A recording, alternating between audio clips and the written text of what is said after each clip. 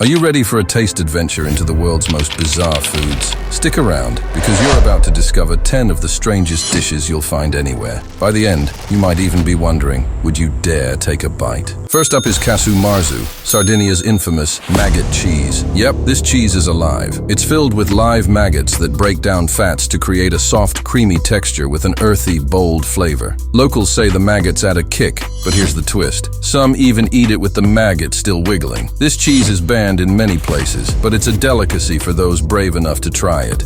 Next, we're heading to Japan for shirako, or white children. This delicacy is actually fish sperm sacs. Known for its smooth, custard-like texture, it's a luxurious treat enjoyed in sushi or hot pots. Locals love shirako for its mild, buttery taste, and some even believe it's packed with nutrients. Would you add it to your foodie bucket list? Now let's venture to the Philippines for balut. This street food is a fertilized duck egg with a partially developed embryo inside, and it's packed with protein. Locals crack it open, sip the flavorful broth, and season it with salt or chili. Balut is even considered an aphrodisiac by some. The flavors are deep and savory, making it a classic late-night snack.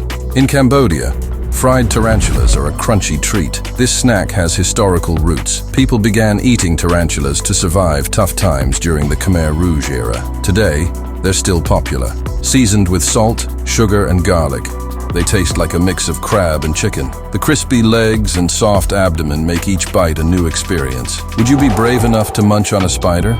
China's century egg, also known as the 100-year egg, isn't actually a century old, but it sure looks like it. Preserved in clay, ash, and salt, this egg's yolk turns green, while the white becomes translucent brown. It's creamy, earthy, and surprisingly mild in flavor.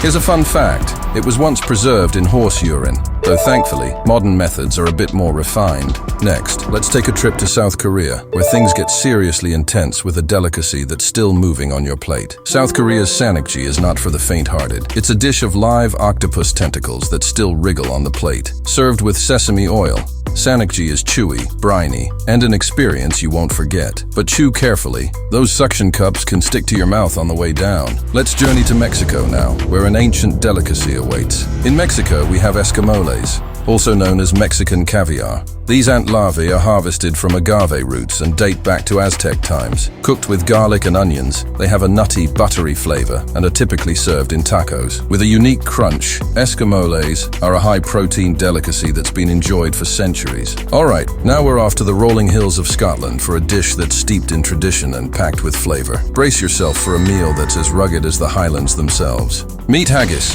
This legendary Scottish dish isn't for the faint-hearted. Made from a blend of sheep's heart, liver, and lungs, mixed with oats and spices, then boiled right inside a sheep's stomach. It's as bold as it sounds. Traditionally served with neeps and tatties, that's turnips and potatoes.